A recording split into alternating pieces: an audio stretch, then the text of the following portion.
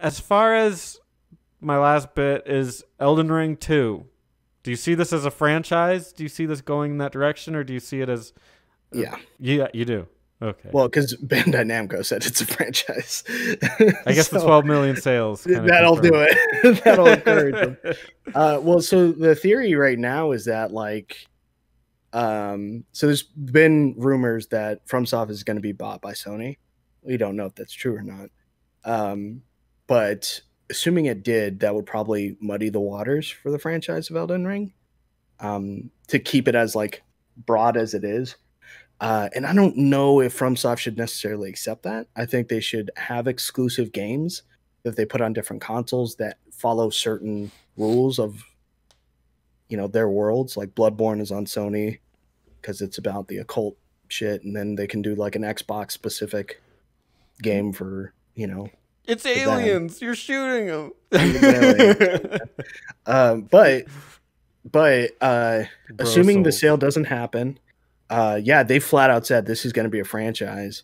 And I think one of the things that they were looking into is movies, not actual movies. I mean, we're talking maybe a limited series release of something or whatever. I don't know how I'd feel about that, because I don't think a Souls game is the purest form of taking advantage of the medium of gaming. Yeah. To where if you're translating it as something else, you can translate it into a game. You can't translate it out. So going back to what we're talking about, George R.R. Martin penned the lore of it. They wrote the, everything else around it. They built upon the world that he created, the foundation. But the concept of dying multiple times and things like that, those are gamified situations or elements that work so well in tandem with the concept of gaming that if you try and separate that, if you have a character that doesn't die now, then it feels a little weird. Well, because, theoretically, what if it was just the lore part? That was the TV show? It'd be a limited series. The second question I ask is, are we doing full 3D? Are we doing animated? I think you'd have to do animated, in my opinion. I'd say the guys that... Why would you have to do animated? I wouldn't want it live action. You'd get it live action. I wouldn't want it. That's what I'm saying. You're going to get it. You're going to get it. But what I mean is, don't give me what they're doing with Halo, for instance. Halo is more of a grounded... I know we're talking about space and stuff, and aliens, but it's more in that sense where I could see that one being real humans. But how are you, from a cosmetic... in the cosmetic department, not cosmetic, in the special effects department, going to show me the gravitas of Scarlet Rot? He's going to show a bunch of people infected with pus coming out of their face. Okay, cool. Now show me Radon using that same sort of concept in his fight against what's her name? Because if you've seen how Radon actually looks, it doesn't look like he has Scarlet Rot. He just looks like a really big guy with horns and shit. Well, on his helmet. But or show me how Millennia is supposed to look, for instance. There's a level of art design or art direction there that I don't think you're going to be able to do from a live action. I'd say make it animated. You can do you can make it very similar to how Castlevania, the guys that are doing Castlevania are doing it, to where you make it a short series and maybe you talk about the events leading up to the Shattering. You're good. And then you can call it a day from there. You don't have to do any more. All we're doing is getting a physical representation of something we already know, but could stand to use some clarification. How did this affect such and such specifically? Why was it? What was the first instance in which Millennia and Radon fought each other? Why didn't Rykard fight with anyone? Where was he during the Shattering? What was people's reactions to it? The individuals that I could stand to see. For all we know, Ronnie just made a mistake and accidentally killed Godwin. She's alluded to obviously her involvement with it, but whether or not she meant to do it is not clear. So maybe she did it on accident, and then she's just oh, well, this is the way it was. Maybe Ronnie and Godwin were in it to win it together. and then she killed him based off of something. Like there's so many different ways you can go with that. And I think that's more entertaining than being like, hey, we're going to show the story of Elden Ring, what the Tarnished does through the entire thing. I'd rather be a prequel, talking about it, and then the actions of Elden Ring, like a good starting point to just kick off into it. Because I don't know if that's going to increase sales, but that's an interesting thing to get more people involved. Well, if Elden Ring is a video game franchise, how do you do Elden Ring 2? What's the story there? Same way you did Dark Souls. So the difference between when Dark Souls 1 happens, it's all about relighting the flame at the end of the day, right? Dark Souls 2 is essentially what happens when someone didn't relight the flame, and then the age of Dark Souls 2 happened. Or you could just ignore Dark Souls 2 and jump into 3. The world is starting to crumble because someone didn't light the flame. Or in the sense of the because they're called the Ashen one. You're called the Ashen one. And you're a lord. Oh, that's the last boss, Lord of Cinder. But you're trying to be a Lord of Cinder, trying to use your whole body to relight the flame. You're in a kiln, I believe it is, or a campfire area where there's other Lords of Cinder who have you have to beat them up to get them to use their ashes to help relight the flame. They've relit the flame so many times in so many cycles, there's nothing of them remaining, kind of a thing. Right? So it does progress. It just takes some time, but it progresses to that point where it's like, yeah, this guy relit the flame. This guy didn't relight the flame. Each time you light the flame, it gets harder and harder to light it. So as progression wise, in this case, what you could say is like the end, whichever era of order that you choose could theoretically usher in a new conflict, because it's based on the concept of someone having too much power and then shit goes south every single time. You know, that's really just me, again, being reductive about the story, but it's kind of what happens. You know, if you look at the stuff with Godfrey, you look at the stuff with America, everything is great until it wasn't. And then that's the same shit that you can use for this one. If you bring in an age, I would think the Age of Stars would make more sense. Bring in the Age of Stars. Okay, well, now that greater will that brings in this Age of Stars is, you know, instead of like not the greater will. The greater will is with the Elden Ring, but whatever the great one is, that's not the greater will. Maybe they don't like the fact that the Age of Stars doesn't have a deity over it, or something to protect the people of the lands between. So, you know, they send a new person in that's designed to bring back order to the lands between, or something like that. There's plenty of ways it can go.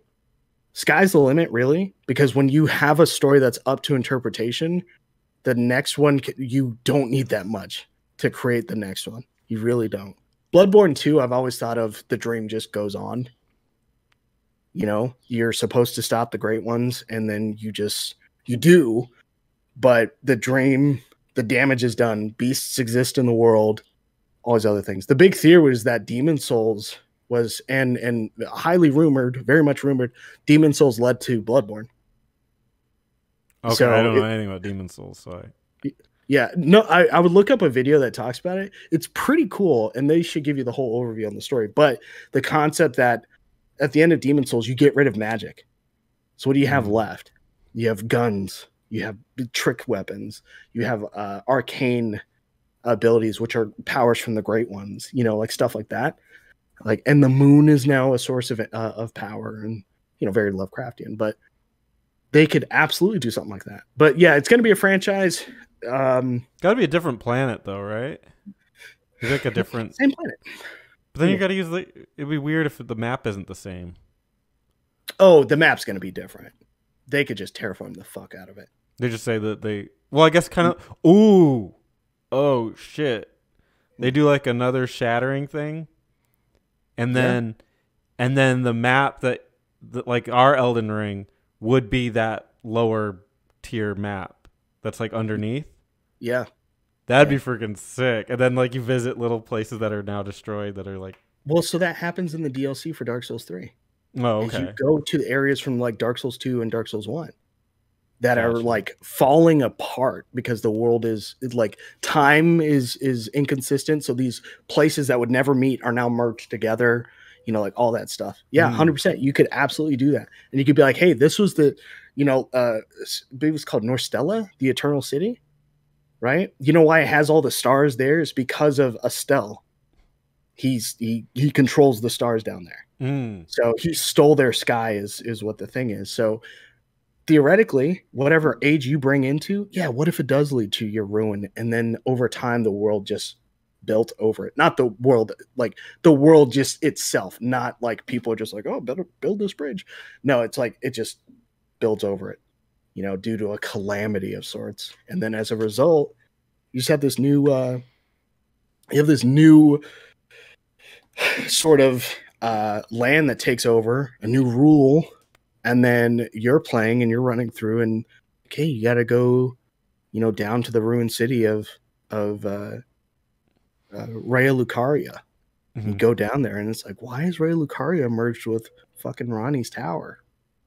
And you come to find out the whole place just went to shit after whichever decision you made, because it doesn't matter, and you're left with dealing with the consequences of it. But I'd also say, considering I'd want George R. Martin to be involved again, I would think he'd do a good job of making it consistent and doing something that makes sense. You may have the illusion of choice at the end of the game, but why not make it to where whichever choice you make, they just make a canon choice and they go like, hey, this is kind of the direction to happen.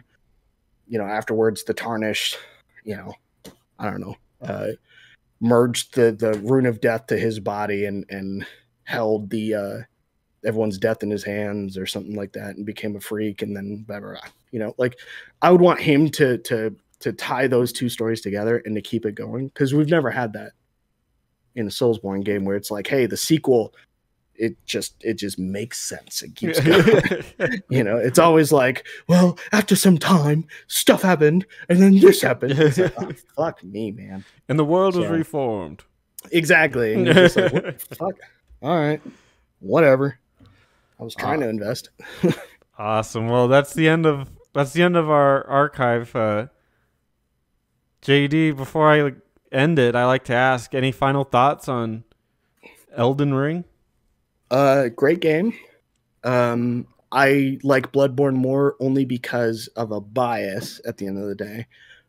But if I didn't have this weird just attraction to Gothic style architecture, the concept of like Castlevania sort of appeal or whatever, Victorian era, blah blah blah. This would probably be like number 3 of top 3 favorite games of all time, because how many hours I spent in it, and then just the things that you can do, the level of fun I've had, and the fact that this is, I don't know if you feel this way. There are times when I play games and I'm beating it and I play for like 5 or 6 hours, but I don't know if I'm having fun.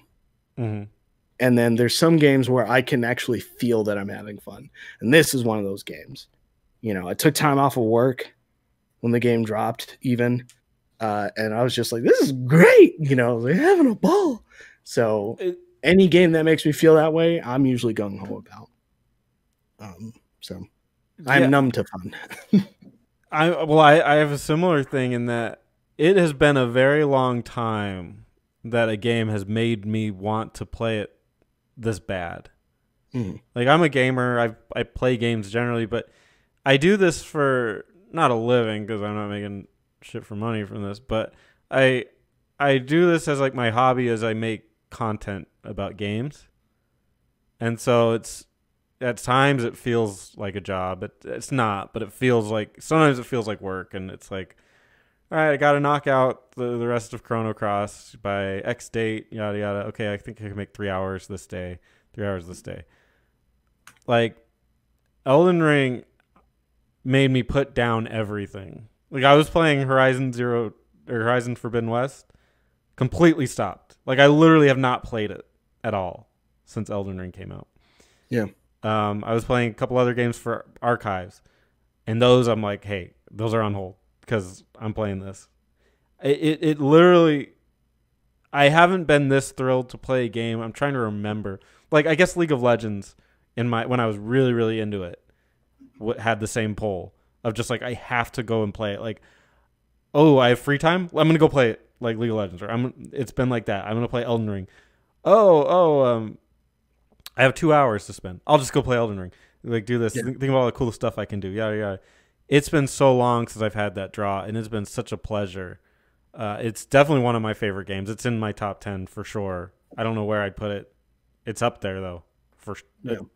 This is spoiler. Like if I do a tier thing for it, I've only done one because I'm lazy, and it was for Dragon Quest. But if this is on the tier, it's an S tier game.